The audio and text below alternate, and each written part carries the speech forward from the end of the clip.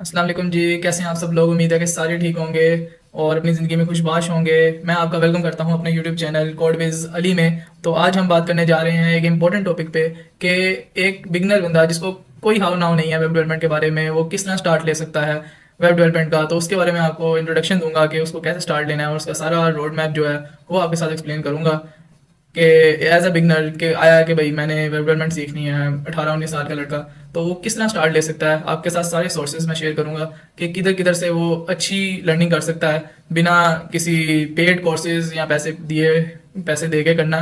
उससे बेहतर है कि मैं आपको एक अच्छे फ्री कोर्सेज बताऊंगा जो यूट्यूब पे अवेलेबल हैं, ऑथेंटिक बनते हैं, जो वेब डेवलपमेंट को बहुत ब्रीफली एक्सप्लेन कर रहे हैं और सारा कुछ सिखा रहे हैं आपको। तो बिना वक्त ज़ाया किए हम वीडियो की तरफ चलते हैं और आपको सारा रोड मैप मैं बताता हूँ वेब डेवलपमेंट का कि एज अ बिगनर आप उसको किस तरह स्टार्ट करते हैं। तो so let's get started the video. तो वीडियो को स्टार्ट करते हैं। तो आपको मैं एक्सप्लेन करता हूँ पहले एच टी एम एल एक ऐसी लैंग्वेज है जो कि बहुत बेसिक है। इस पर इतना टाइम भी नहीं लगाना, तकरीबन कोई 1 to 1 वीक्स बहुत है इसके लिए कि एच टी एम एल को बेसिक समझ लें, बहुत है इतना। इसका जो काम है ना बेसिक, वो ये है कि जिस तरह आपको मैं एग्जांपल देता हूँ, एक इंसान है, उसका स्केलेटन है। तो वेबसाइट भी होती है तो उसका पहले एक स्केलेटन बनता है जिसके ऊपर फिर स्टाइलिंग होती है जो सी एस एस के थ्रू होती है। तो जो वो ढांचा होता है वेबसाइट का, जो आपको सी एस एस के पीछे नज़र नहीं आ रहा होता, नॉर्मल वेबसाइट्स हैं तो उनके पीछे आपको कुछ भी नज़र नहीं आ रहा होता। तो वो जो पीछे सारी लैंग्वेज यूज़ की जाती है जिसके बेस पे सारा कुछ वेब साइट स्ट्रक्चर हुई होती है, वो एच टी एम एल होती है, हाइपर टेक्स्ट मार्कअप लैंग्वेजेस, जिसके थ्रू ये सारा वेब पेज स्ट्रक्चर किया जाता है। और फिर जो उसके ऊपर स्टाइलिंग की जाती है, उसके प्यारे प्यारे फॉन्ट्स, बटन्स और टेक्स्ट फॉन्ट्स वगैरह, और वीडियोस, उसके ऊपर जो एनिमेशंस, ट्रांजिशंस, फिल्टर्स, ये जो सारी चीज़ें होती हैं, ये होती हैं कास्केडिंग स्टाइल शीट्स। ये सी एस एस के थ्रू अप्लाई होती हैं। मतलब कि आप देख लें, पहले स्केलेटन था, फिर उसके ऊपर मांस आया, कपड़े बना दिए, बड़ा अच्छा कर दिया इंसान को। तो वो जो है, वो उसकी एग्जांपल इस तरह है कि वेबसाइट एक स्ट्रक्चर होता है बेसिक, एक टूटा फूटा सा, उसको सुंदर, उसको प्यारा और उसको खूबसूरत बनाने के लिए सी एस एस यूज़ होती है। और सी एस एस की फुल फॉर्म है कास्केडिंग स्टाइल शीट। तो उसके थ्रू हम buttons, different different elements, different buttons, different चीज़ें हम उसके थ्रू करते हैं। तो फिर आती है जावास्क्रिप्ट। जावास्क्रिप्ट होता है दिमाग वेबसाइट का, कि हम इस बटन को क्लिक कर रहे हैं तो ये उस पेज पे खुले, ये अगर लॉगिन पेज है तो इस पर जो हम डिटेल्स डाल रहे हैं तो ये उधर जाके सेव हो, उस डेटाबेस में सेव हो।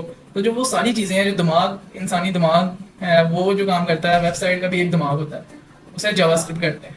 तो ये जो चीज़ है ना, इसको एच टी एम एल को आपको 1 to 2 वीक्स लगेंगे, और सी एस एस आपको तकरीबन, मैं अगर कहूँ, अगर आप स्टाइलिंग अच्छी करना चाहते हैं तो इसको तकरीबन तकरीबन 3 से 4 हफ्ते दें, तो ये आपकी बहुत क्लियर हो जाएगी। और दूसरी बात है कि ये जावास्क्रिप्ट को आपने फुल टाइम देना है, क्योंकि बेस इस पर बनती है। H T M L C S S एक बेसिक्स है।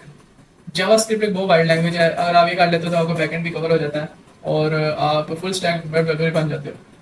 तो इनको जब करते हैं तो उसके लिए फ्रेमवर्क्स यूज़ होते हैं। तो फ्रेमवर्क्स, टॉप फ्रेमवर्क्स ये हैं इसके, ये आपको शो हो रहे होंगे, ये इसके टॉप फ्रेमवर्क्स हैं।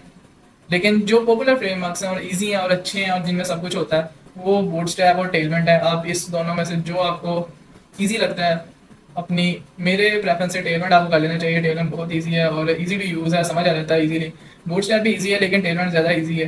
तो ये फ्रेमवर्क्स करके आप जो एलिमेंट्स होते हैं, जो आपकी वेबसाइट पे बटन्स हैं और जो डिफरेंट चीज़ें हैं, वो वेब डेवलपर्स ने इन लाइब्रेरीज़ के अंदर, ये लाइब्रेरीज़ हैं, इनके अंदर उन्होंने सारा वो ना कोऑर्डिनेट करके वो चीज़ें बना के रखी होती हैं। तो वो कॉपी पेस्ट करके आपने सारा कुछ इसका करना होता है, टेलमेंट और बूटस्ट्रैप के थ्रू। और फिर जावास्क्रिप्ट के 3 फ्रेमवर्क्स आते हैं बहुत पॉपुलर, जो टॉप 3 पॉपुलर जावास्क्रिप्ट के फ्रेमवर्क्स हैं, रिएक्ट जेएस है, व्यू जेएस है और एंगुलर है। मेरा जो अभी टॉप पे चल रहा है वो रिएक्ट जेएस है, और प्रेफर भी है कि रिएक्ट जेएस को किया जाए। और इसको आप सीखोगे कहाँ से? ये सारे वेब डेवलपमेंट का जो कोर्स है, इसको सीखना भी तो है ना आपने, कहाँ से सीखोगे? ये सारा ये जो कोर्स है, इसको आप सीखोगे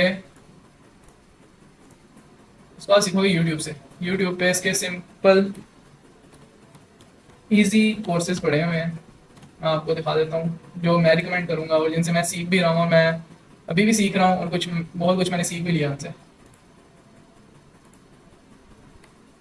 एक तो आप कोड विद हैरी, इसका सही नाम इस बंदे का हारिस अली है, और कमाल का इसने कोर्स बनाया। पेड कोर्स भी उस तरह का नहीं होता। आप इसके चैनल में जाओगे, कॉपीराइट ना आ जाए, तो आपने इसके चैनल में जाना है, चैनल में जाके आपने इसकी प्लेलिस्ट में जाना है। या प्ले लिस्ट में जाओगे तो ऊपर इसका बड़ा ही ये अपडेटेड ही है, इतना पुराना नहीं है, इसने कुछ देर ही हुई है बनाया। मैंने भी इससे वेब डेवलपमेंट सीखी है, सिग्मा वेब डेवलपमेंट कोर्स बहुत अच्छा कोर्स है। इसने ब्रीफली एज अ बिगनर लेके सब कुछ एक्सप्लेन किया हुआ है। तो अगर आपने सीखना तो मैं इसको रिकमेंड करूँगा सिर्फ इस एक बंदे को। और ये सबसे बेटर है क्योंकि काफ़ी इसके पास एक्सपीरियंस है 5 to 6 ईयर्स का, और काफ़ी देर से इंडस्ट्री में काम कर रहा है।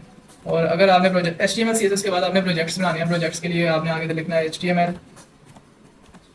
HTML CSS projects play list, आपने आगे सर्च करना है तो आपके पास बेतहाशा प्ले लिस्ट आ जाएंगी।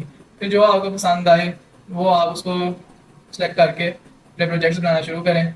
और प्रोजेक्ट्स ज़्यादा बनेंगे उतना ही ज़्यादा जितने ज़्यादा प्रोजेक्ट्स बनेंगे उतना ही ज़्यादा आपका एक्सपीरियंस होगा, और आपका रिज्यूमे जो है उसके अंदर भी प्रोजेक्ट्स अगर ज़्यादा होंगे तो कंपनी उस बंदे को प्रेफर करती है जिसने काम किया है, कुछ करके दिखाया है। जो बातें कर रहा है या इस तरह कर रहा है, प्रोजेक्ट्स नहीं बना रहा, उसको वो किसी खातर में लेती है। अगर डिग्री के लिए के साथ कुछ भी नहीं होता। डिग्री भी इम्पोर्टेंट है, करनी चाहिए, लेकिन उसके साथ प्रैक्टिकल काम भी होना चाहिए कि अगले को नज़र आएगा यार आप कुछ कर रहे हो। तो उम्मीद है कि आपको कुछ समझ आया होगा, और अगर आपको मेरे से कुछ सीखने को मिला है और मेरी कोई बात समझ आई है, और अगर इसमें से कुछ नहीं भी समझ आई तो आप कमेंट सेक्शन में मुझे पूछें, मैं आपको जवाब दूंगा इस चीज़ का जो भी आप पूछोगे। और इस वीडियो को यहाँ एंड करते हैं और मिलते हैं नेक्स्ट वीडियो में। तब तक के लिए अल्लाह हाफिज़।